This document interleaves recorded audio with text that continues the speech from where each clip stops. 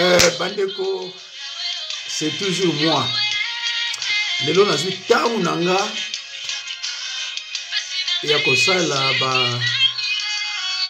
kosala ba audio kamwa mingi. Nazwi kamwa ni nanga ya kosala ba audio kamwa mingi. Oh la la la la la la la la la la. La la la la la la la. Voilà. Il y a que ça là moi mingi. Alors, awa titre zanini. Ezana ba mama oyo batuta katolo. Batuta batolo ebele. Ngana bima na mibali ya ga. Na mibali ya moyen. Na bima na mibali ya ce n'est pas n'importe qui te. Ngakaka mibali ya ga. Ndeko nanga mibali ya ga izanga yoso benga bale mibali ya ga. Banani yoso benga mibali ya ga. Pa yazwa mbongo wana yo yebi. Oyebi batu boni ya lekisa. Asomelo mi bapango mibali misato. Asala yo bandenge na bandenge. Mende konanga tala vina yo ezandenge ni. Bible le na biso. Je crois dans Job 5:6. Le malheur ne sort pas de la poussière. Tout malheur a une cause. Moutounion sont même dans l'hôpital. 80% ya batu tama zo bela pa kufa. Ayeba azo kufa pourquoi? Peut-être 20% baye bagate. Ayebe lo salite, mais la plupart baye bagake ndenge na ye awa parce que na sala boy na tambola boy yangona lelo yo mona pasi. Ato bombiango. Peut-être so bomba pananga. Mais pas yanzambe na Satan. Oko bombe le komokote. Alors, si vous avez chance ya okutana mosala nzambe netinga, ko bomba no le komokote. Soko yebisinga likambuko, ezani to yebisi likambuko pa nzete. Oko yo kompa mutute. Awa na osala boy, awa na sala nani. Bon, comprenez na sala nani à partir le 10 juillet, ndenge nzambe ko bombanga, na osala vidéo pour expliquer bien comme belé. Yo tout à kotolo. Mais t'as la vie na yo. T'as la santé na yo. Ba maladi boni za nakata nzoto na yo. A cause ya mibali wana zolo bala. Na bima na mibali ya ga. Oh. Mibali ya ganga yeyo. Yo zolo ba mibali ya ga wapi. Amour de l'argent. Et même qui on a mibali ya ga. Rien ne vaut la santé. Rien ne vaut la santé. Yo misuka pai. Pai na mibali yo bazana so na ndenge nini oyo mibali bakina ko simba biloko ndenge na ndenge mutu pa yesu mbongo na yo yebite obano komisa mbongo oneti ya yo apesa ka eloko boy asomila ko balupango mibali abenda kanini na kati ya nzoto na yo abenda kanini na nzoto na yo Obota bana boni, osana bana boni, à cause peut-être ya mibali oyo ya gayo bana kozwa. Et pas yaki na kozwa biloko na ye, sata bot azoka ye su côté pa ibo. Et tango yo po ye wana a continue na kati alliance yo e bakate. Ezana ba mame belé ba bima na mibali ya ga. Mibali ya gawana ba kotisa bango na ba alliance satanique oyo ya bango sans que yo yeba. Yo mona gaga obela ko bela ka ba délivrance zo simbate o sala bonini te bakena ko tsuna alliance tango so balbango likambo bo yo baki sans ko yeba ke o répondre oui na kacha ba alliance na yo ebité na oui wana yo lobaka siko vi na yo et comme na problème vi na yo et comme na problème il faut kangama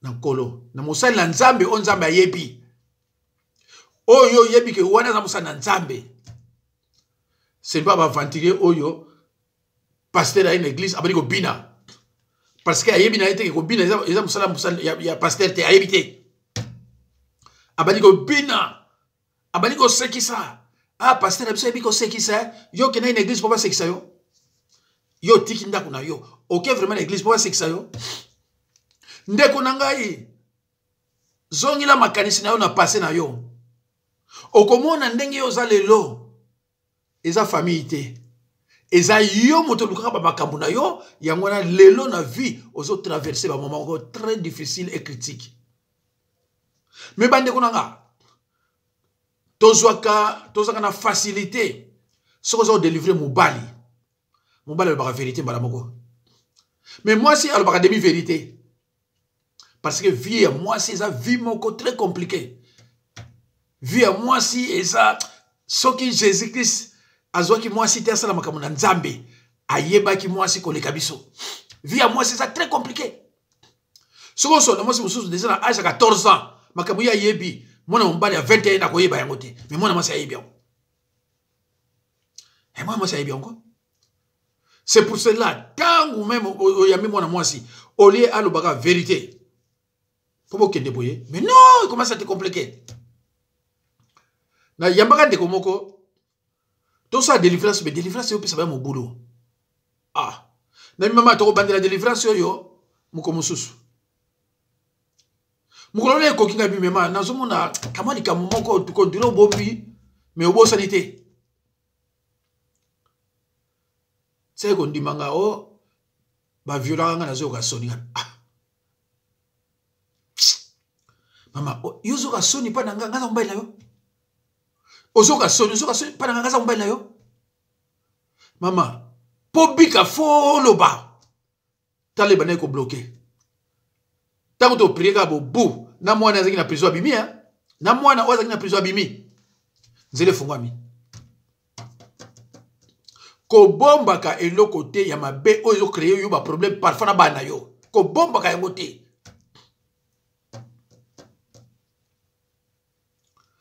olinga yibalaga parce que ba camarade no bazazo yibalaga mibali obengi yibalaga oyo ngana mona ki bazala ba yibalaga te na mona ba de bande de sorciers de satanistes mais yo kamwa orgueil wana batikela yo na nzoto mibali yo batikelo biloko ebele kindoki na kati ya nzoto na yo moza ndoki te mais basema sa bakindoki olongona oyo kena oyo olongona oyo kena oyo olongona oyo kena oyo yo mwasi ava obala ozwi 10 mibali 15 mibali oza sikoza nani yepsa oza siko vraiment nani et il y a des gens 40 mibali 50 ava bala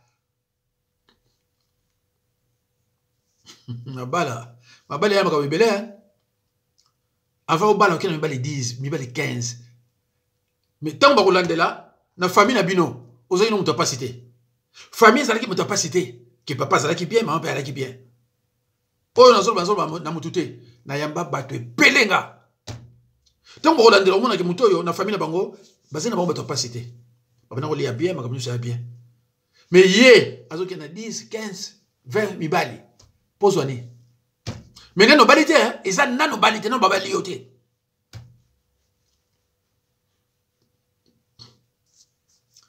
ndeko soza na bakanyo su mbali oyo sala vidéo ya 1513 na 1514 soki oza concerné na biloko mibale oyo kuma ko remarquer soko lali bamboa bazolanda yo ba militaire ozolamba kana Kinshasa yo vanda na poto tu te retrouves souvent na Kinshasa ozo mona na butu bozoliaka na ba mariage ozo mona na butu ozo na ba zemi mais yo bota kateka ya na bandoto ozo mona ozo na zemi outi ko bota outi ko sala boye. Le malheur ne sort jamais, ne sort pas de la poussière. Tout malheur a une cause. Malheur nyonso eza na cause na yango. Ko fanda boye tendeko. Ko kene o pasteur o te o lobby ala na mwasi na bana o lobby o yebisi ya ko yebisa ko bandimi. Ako yebisa ko mwasi na ye. Soko ngoye banga ndina sa musala nga tanga na Actes des Apôtres 30 à 31. Soko tanga na Actes des Apôtres 28 30 à 31 okoye banga na sa musala ndengine. Basi belé bazo vivre dans le monde bazana ba mari de nuit belé. Mari de nuit muso na famille. Mari de nuit muso okina osongo okina pa nganga. Et c'est triste. Allo bandeko.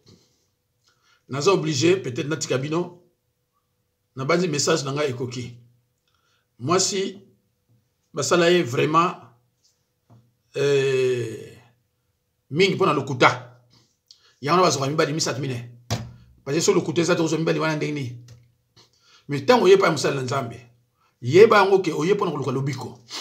Alors tango yo ye koluka pona lobiko, vrai lobiko, il faut monyon so bosolola. Ngana yebi famille na yote. Na yeba camarade na yote. Na sape na besoin yeba camarade na yote no ni famille na yo. Okoyo ka sikoma kamuna pa nani. Yebisanga. Parce que na yebi famille na yote. Na sape na besoin yeba famille na yote. Na zana besoin yeba pasi yozo mona euti wapi. To luka ngana yo. To luka ngana yo pasi yozo mona euti wapi.